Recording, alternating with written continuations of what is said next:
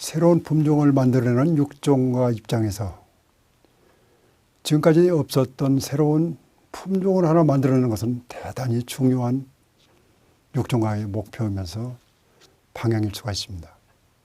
그런데 이와 같은 육종, 새로운 품종을 만들어내는데 알맞는 순서가 있습니다. 어쨌든 지금까지 없었던 새로운 형질, 유전 형질을 찾아내는 것이 중요하겠죠. 그래서 변이의 탐구와 변이의 창성. 없었던 것을 찾아내거나 새로운 것을 만들어내는 것이 창성이죠. 그러면 이와 같은 변이를 갖다가 선택을 해가지고 이게 쓸만한 거다. 써서는 안 되겠다. 그 선택을 해서 그걸 고정을 시켜야 되고, 고정된 하나의 품종이 만들어졌으면 이걸 많은 양으로 종자를 증식을 해가지고 증식된 종자를 필요한 농가에 보급하는 것. 그것이 육종 단계의 순서에 맞는 하나의 길입니다. 정답은 1번. 변이의 탐구와 변이의 창성을 통해서 선택된 변이를 고정을 시켜가지고 종자 증식과 농가에 보급하는 그 단계. 1번이 정답입니다. 12, 비료를 주는 것이 10이죠. 이론적 계산을 위한 공식에 맞는 것은 뭐냐. 자, 비료 흡수량이 처음에 중요했죠. 흡수량에서 어떤 작물에 벼에 비료를 주었는데 얼마를 필요하나 그걸 계산할 때 그걸 천연으로 내가 비료를 인위적으로 공급을 안 해도 물에 의해서 공급되는 천연량이 있습니다. 그걸 재해놓고 비료를 몇 프로를 흡수했느냐, 흡수율로 놓아야 되겠죠. 그러니까 예를 들어서 질소 비료로 흡수량이 5kg를 흡수했다라고 가정할 때, 예를 들면 질소 비료를 어떠한 면적에 주는데 5kg를 질소 비료를 흡수를 했다. 그런데 이거는 흡수량. 천연 공급량이 있어요. 물에 의해서, 관수에 의해서 자동적으로 천연 공급량이 1kg를 흡수를 했다. 그럼 비료를 얼마나 줘야 될 거냐? 실제 주는 양. 근데 이와 같은 비료를 1kg, 5kg를 준다고 해서 100% 흡수하는 것이 아닙니다. 5kg 주었을 때 50%를 흡수한다. 50%는 유실이 되거나 아니면 토양이 잔류가 된다. 100% 흡수가 되는 거 아니죠. 그 흡수율이 있어, 흡수율. 흡수율이 50%다. 가정을 하면은 이걸 어떻게 하느냐. 자, 5kg에서 처음에 1kg를 빼. 흡수율이 0.5야. 50%는 0.5죠. 0.5로 넣어놔주면은, 자, 0.5. 이건 8kg야, 8kg. 8kg. 실제적으로 8kg를 주었을 때 흡수량이 5kg 정도가 된다. 그래서 12 이론적 계산 방법은 2번. 비료 요소 흡수량, 거기서 천연 공급량을 빼가지고 비료 요소 흡수율로 논해주면 됩니다. 일반적으로 벽지를 발화시키는데 가장 적합한 온도, 벽지는 고온 작물이라고 이해를 하셔야 됩니다. 높은 온도를 요구를 하죠. 그래서 벽지가 발화하는 데는 다른 작물하고 달리 30 내지 34도 정도의 고온에 유지를 시켜줘야 수분을 흡수하고 산소가 있는 상태에서 벽지가 싹이 나옵니다. 30 내지 34도. 다음 중 경작지 전체를 3등분하고 매년 3분의 1씩 경작지를 희화하는 방법. 이건 3포식 농법. 경지를 3등분을 해가지고 3등분. 3등분을 해서 여기는 봄 작물을 심는다. 여기는 가을 작물을 심는다.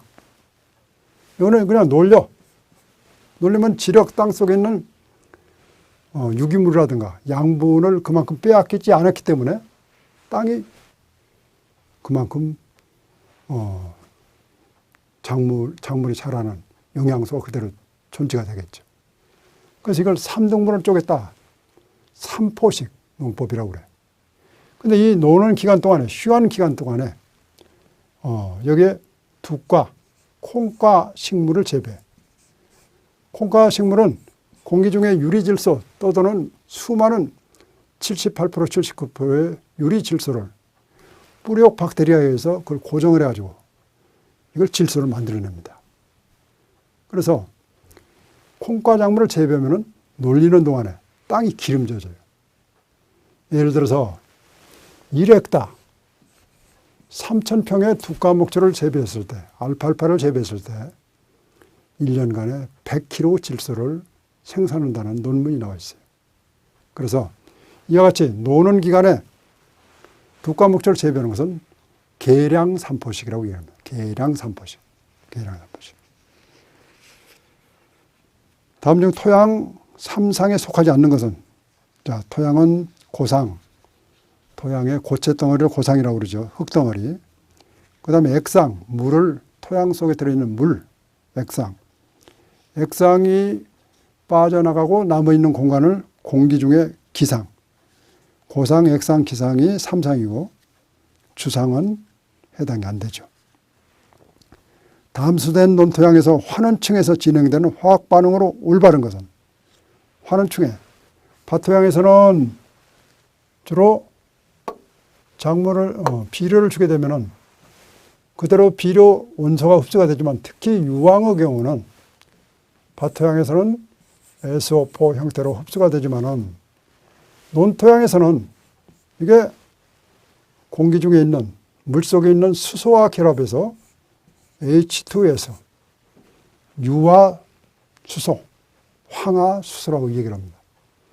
이건 아주 벼뿌리를 공격하는 아주 유해 가스가 되는 겁니다.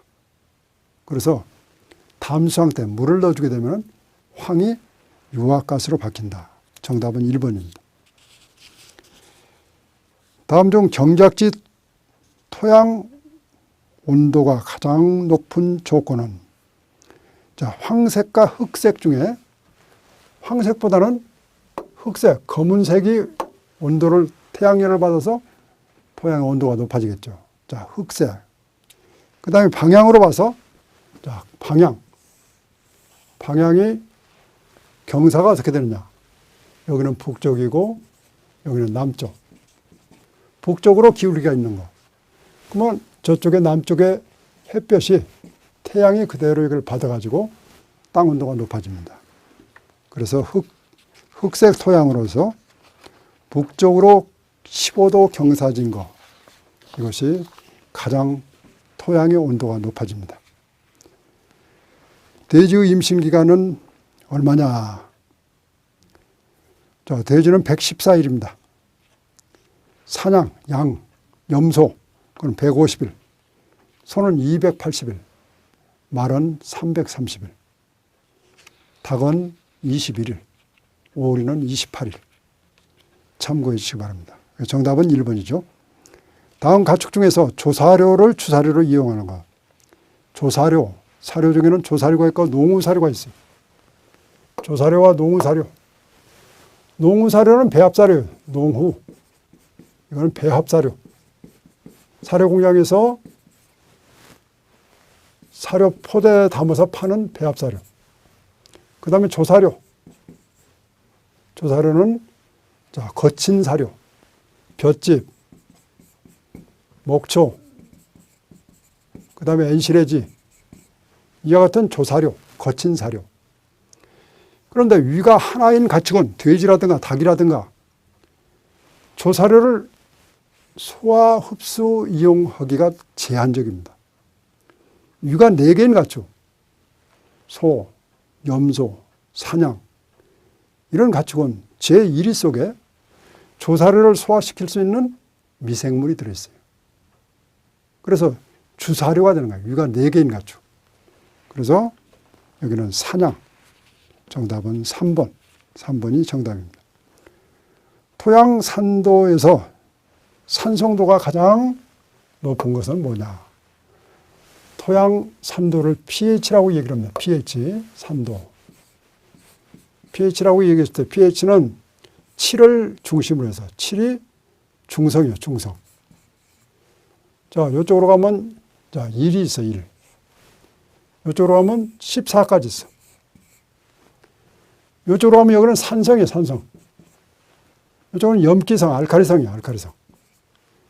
7부터 중성을 기준으로 해서 내려가면 내려갈수록 산성이 강해져.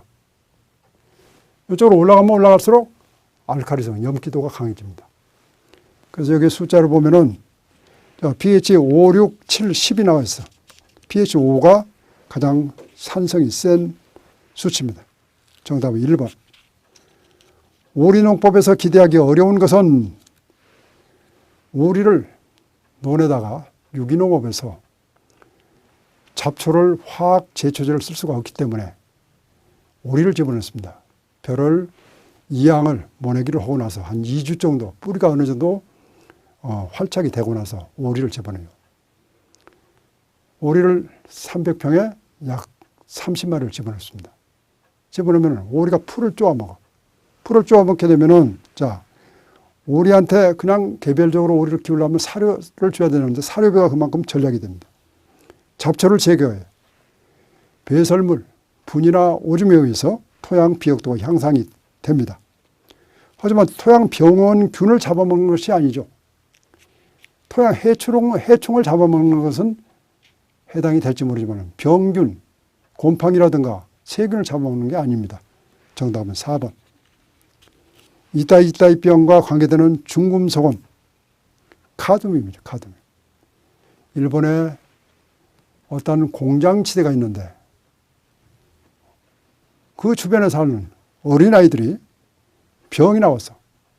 그 병의 원인이 어딘가 조사를 해놓고 보니까 그 주변에 카드뮴 공장이 있었습니다. 카드뮴 오염에서 어린아이의 이따이병이 나왔다. 그 지역이 이따이 지역이다. 그래서 이따이병이라고 이름을 줬습니다. 수온에 의해서 나타나는 병은 미나마타병이요. 이것도 일본에서 발견이 됐죠. 어린이에게 청색증과 관련된 비료 성분은 뭐냐? 어린 젖을 먹는 유아에게 시금치를 비롯한 일부 채소에 질산태 질소가 다량 함유가 됐습니다. 성인은 관계가 없지만 어린이에는 이 질산태 질소가 축적이 될 경우 혈액성에 있는 헤모글로빈이 메트 헤모글로빈으로 바뀌어가지고 산소 공급을 차단해요. 헤모글로빈이 산소를 운반하는 매개 역할을 하지 않습니까? 그래서 청색증이 나타나는데 이와 같은 것은 질산태 질소. 질산태 질소는 NO3, 질산태. 그래서 이와 같은 것을 너무 많이 주면 안 되겠죠. 다음 중 장일성 식물로만 연결이 되어 있는 것은 한계일장, 하루 중에 햇볕 뜨는 시간이 12시간 내지 14시간을 한계일장으로 봤을 때 그보다도 긴 조건에서 꽂는 분화와 또 출수, 개화 출수가 되는 것이 일어나는 것을 장일성 식물이라고 그래요. 그래서 장일성만 연결이 되어 있는 것, 시금치, 봄보리가 해당이 됩니다. 고추와 도마도, 가죽과 식물은 주로 중일성 식물. 코스모스 국화, 가을에 꽃이 피죠. 가을은 햇볕 쬐는 시간이 짧죠. 봄에 비해서. 이건 단일성. 또 단장일성 식물이 있어요. 딸기와 프리뮬러, 이건 단장일성. 꽂는 분화는 꽂는이 형성되는 그 시기에는 단일성이지만은 그 다음에 개와 꽃이 피어서 열매가 맺는 시기에는 장일 조건을 요구하는 거. 그거는 단장일이라고 이렇게 얘기를 합니다. 딸기, 프리뮬러, 또 시금치와 봄보는 장일성 식물에 해당이 됩니다. 다음 작물의 병해 중에서 보리에 나타나지 않는 것은 깐부기, 시커멓게 보리 이삭이 썩어 들어가는 것. 줄무늬병, 보리의 이파리에 무늬가 생기면서 병해, 그 다음에 입마른병, 이파리가 말라 들어가는 것. 이거는 전부 다 보리에서 나타나지만은 흰빛 입마른병, 이거는 주로 태풍에 의해서 벼가 태풍을 맞이하게 되면 또 많은 강우량이 놓게 되면 벼가 태풍에 의해서 흔들리면서 벼 이파리 상처를 받습니다. 그 상처에 세균성인 흰빛이마른병 병원균이 침입을 해요. 그래서 벼에서만 나타나는 것이 흰빛이마른병. 이 흰빛이마른병을 또 다른 말로 얘기를 합니다. 백여꽃병. 흰 백자, 이파리 옆자, 하얀 이파리가 말라 들어간다. 백여꽃병. 백여꽃. 이것이 똑같은 내용의 흰빛이마른병에 해당이 됩니다. 그래서 이건 벼에서 나타나는 병이다. 우리나라 이모작 형태 중에서 여름 작물로고 여름 작물 형태로 재배가 되는 작물이 아닌 거. 자, 마늘을 보게 되면은 마늘은 재배하는 파종하는 시기가 주로 10월 달에 파종합니다. 10월 달에 파종을 해서 겨울에 월동을 해가지고 그 이듬해 5월, 6월 달에 그걸 수확을 합니다. 그건 월년생 작물이에요. 월년생. 그래서 여름 작물. 봄에 파종해서 여름에 수확하는 거. 그것이 주로 여름 작물인데 여름 작물이 아닌 것은 여기에 바로 배추, 마늘이 해당이 됩니다. 다음 중 기원지, 원산지가 우리나라인 거. 벼는 인도, 6줄 버리는 중국, 옥수수는 중남미, 인삼은 대한민국이죠. 다음 작물 중에서 연작의 해가 가장 피해가 많아서 가장 연작을 길게 요구하는 작물. 아마와 인삼이죠. 10년 정도는 한번 재배한 토양에 아마 또는 인삼을 재배해서는 안 됩니다. 병충해라든가 토양 선충, 또 미량요소 결핍, 여러 가지 문제가 있어서 연작 장애 현상이 일어납니다. 우리나라 산지에서 가장 많이 분포되어 있는 것은 토양 중에 산지에 충족토는 논이 주로 충족토, 흥암지 이렇게 얘기를 합니다. 화산회토, 이건 제주도의 땅, 붕족토, 산이 무너져 가지고 나타나는 거예요. 근데 무너지면 이게 씻겨 내려갑니다. 산에는. 경사지가 져 있기 때문에. 그 남아있는 것은 잔적토라고 그래요. 나머지, 잔액, 잔적. 남아가지고 쌓이는 거, 잔적토 또는 정적토라고 얘기를 합니다. 다른 말로 정답은 1번이 되겠습니다. 종자 발화에 관계하는 호광성 종자로만 나열된 거. 호광성. 광을 받아야 발화가 잘 되는 거. 너무 깊게 복토로 오게 되면 싹이 안 나오는 거. 상추, 담배, 우엉, 페추니아 이런 것들이 또 잡초 이런 것들은 호광성 종자예요. 호광성. 정답은 3번이 되겠습니다. 상추를 뿌려놓고 복토를 너무 깊게 오게 되면 아무리 기다려도 싹이 나오지 않는 경우가 있어요. 왜? 햇볕을 보지 않았기 때문에. 2년 전 토양의 pH가 4.5였던 토양을 석회를 시행해서 지나고 나서 산도 교정을 하고 나서 다시 측정했더니 pH 6이 됐다. pH 4가 6이 됐어요. 그러면 산성 토양이 상당히 개량이 된 거죠. 토양 중에 수소이온 농도, 처음 농도 얼마로 감소가 됐는가. 수소이온 농도가 높으면 높을수록 산성화가 되어 있는 거죠. 수소이온 이 pH하고 관계는 10배 차이가 나요. 1이 차이가. pH가 1이 바뀔 때마다 10배. pH, 특히 pH 산도는 pH가 1이 바뀌었다. 10배. pH가 2가 바뀌었다. 100배. 3이 바뀌었다. 1000배. 그러니까 pH가 4가 6으로 됐다. 얼마나 감소가 됐느냐. 이거는 동그라미를 2개를 쳐가지고 100분의 1로 감소가 된 거예요. 만약 pH가 5였던 것이 6이 됐다. 그 10분의 1로 감소가 되는 거예요. 10분의 1. 그래서 10배 차이가 난다. 이렇게 보시면은 정답은 10배, 10분의 1, 100분의 1, 2번이 되겠습니다. 연동 온실의 단점을 보완한 온실로 연동, 좁은 양지붕 온실을 서로 연결하는 온실은 뭐냐? 자, 외지붕이라는 것은 지붕의 한쪽을 막아가지고 한쪽만 빛이 들어와요.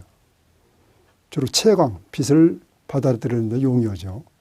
주로 취미 오락생활에 많이 이용을 합니다. 연동형, 하우스를 계속해서 연결을 지어놓은 연동, 하우스 연결, 여러 개를 연결해 놨어. 연동형. 그건 대규모 시설 재배에서 많이 도입되어 있지만은 강풍이 오게 되면은 이게 지지대가 약해가지고 피해를 볼 수가 있습니다. 또 환기율도 떨어지게 되어 있죠. 3쿼터형, 4분의 3씩. 4분의 3은 햇볕을 보고, 3쿼터형, 4분의 3. 이와 같이 햇볕을 보고, 여기 4고, 여기는 3. 이런 식으로 해서 3쿼터형. 그런 온실은 광선 입자도가 좋아가지고 멜론 재배에 상당히 많이 이용이 됩니다.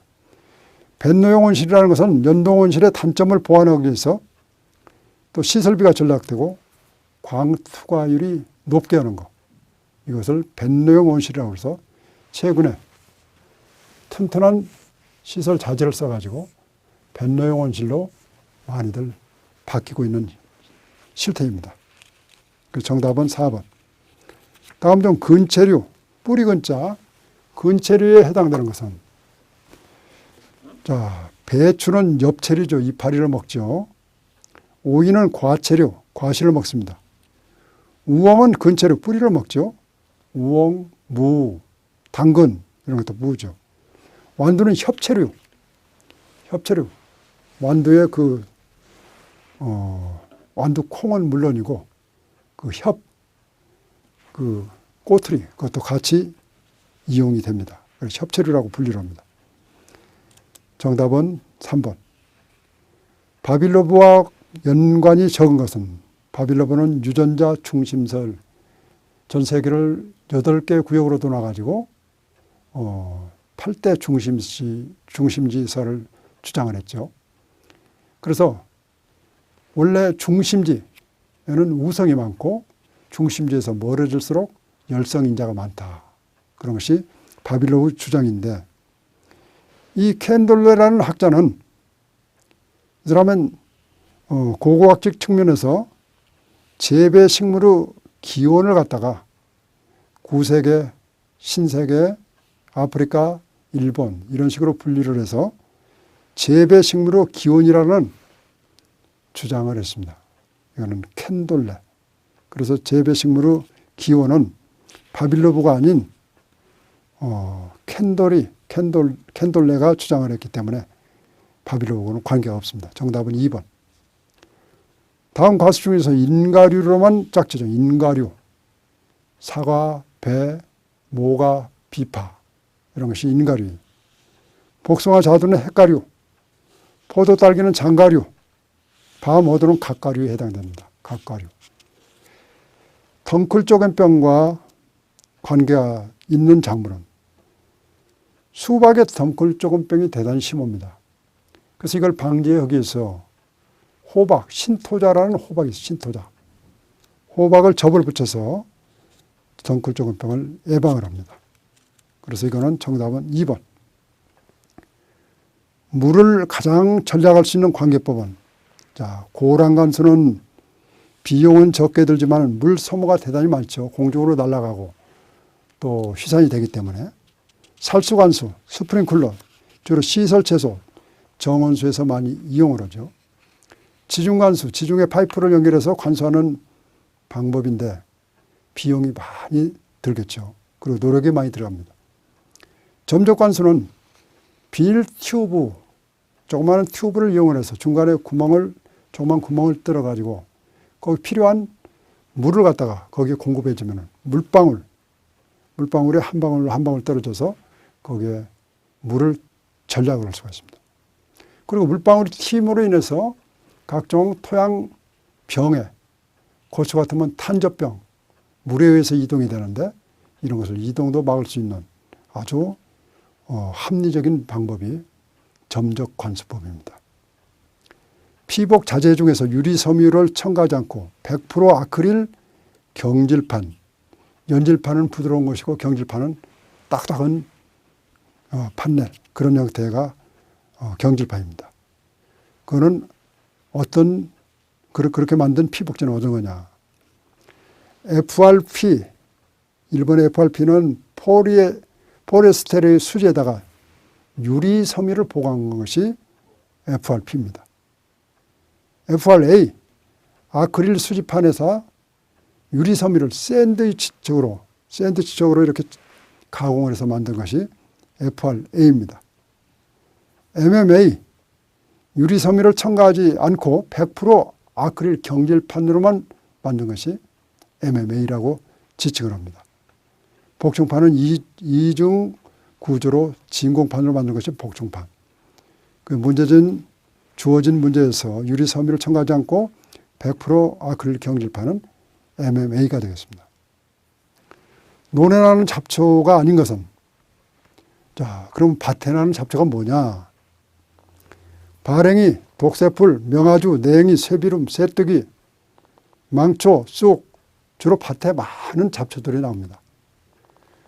피라든가 물달개비, 방동사니 이와 같은 것은 주로 논에서 나는 잡초죠.